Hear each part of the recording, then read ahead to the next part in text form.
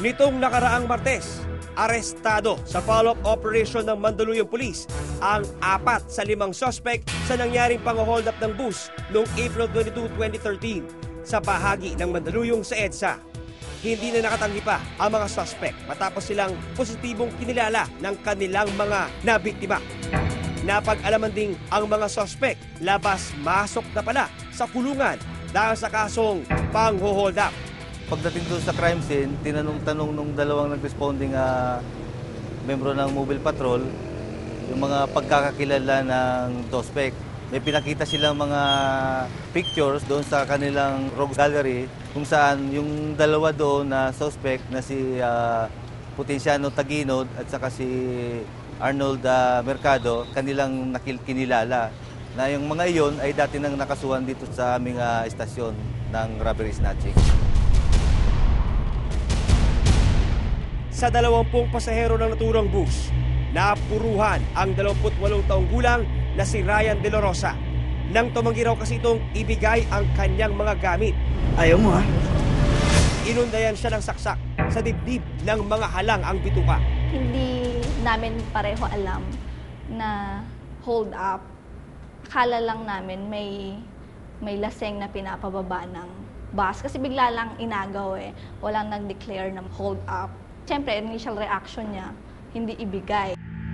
Hanggang ngayon, critical pa rin ang kondisyon ni Ryan matapos tumagos sa kanyang baga ang patalim. Kung ako, yung nakita ko yung naging sitwasyon niya wala doon sa nakita namin yung dugo hanggang na-operahan siya, mas okay na sa akin yung binigay niya Kasi nga, yung hirap ba na naghihintay ka dun sa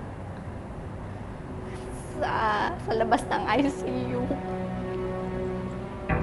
Hindi mo alam po anong mangyayari dun sa asawa mo, tas hypertensive, diabetic, yung may sugat na siya, yung mga ganon. Mas importante pa rin yung buhay niya kaysa dun sa mga gamit. Ayon sa PNP o Philippine National Police, hindi bababa sa 300 ang insidente ng mga holdapang na itatala linggo-linggo sa mga pampublikong sasakyan sa Metro Manila pa lang. At malamang daw, tumaas pa ang bilang na ito, lalo't papalapit na ngayon ang enrollment sa eskwela. Ano nga ba ang laban ng mga pasahero kung biglang may magdeklara ng hold up? Habang abala tayo sa pag-abang ng bus o jeep, hindi malayong nakamasid na sa di kalayuan ang mga tulad nina Rene at Eric, di nila mga tunay na pangalan. Inamin nila sa akin na ang kanilang hanap buhay, pang-hold up.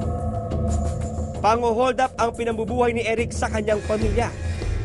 Gustuin ko bang makita mo yung anak mo na nakatingin lang sa mga kalaro niya na kumakain siya, walang makakain. Siyempre, bilang isang ama, makukonsensya rin naman ako. Hindi ko siya mabigyan lang, hindi ko man lang maibili ng gano'n. Maaburido ako. Hindi sa maisip ko na naman ko magyaya ng isang kasama, ibo tayo, kailangan ng mga anak ko, gano'n.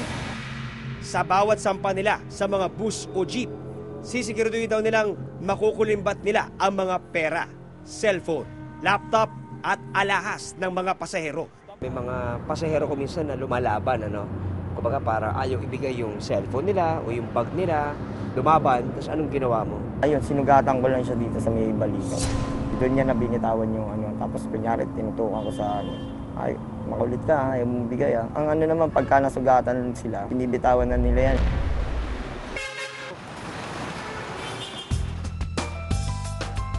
Ayon sa Philippine National Police, itong kahabaan daw ng Cubao ang tinuturing na hotspot o kadalasang pinangyayarihan daw ng hold-upan sa mga bus. Ang dahilan ay marami daw dito ang mga pasaherong sumasakay at dito mas marami daw sila makukuhang gamit at pera sa kanilang mga mabibiktima. Ngunit sa huli, ating tandaan, ang mga ari-arian maaaring palitan. Pero hindi ang ating buhay.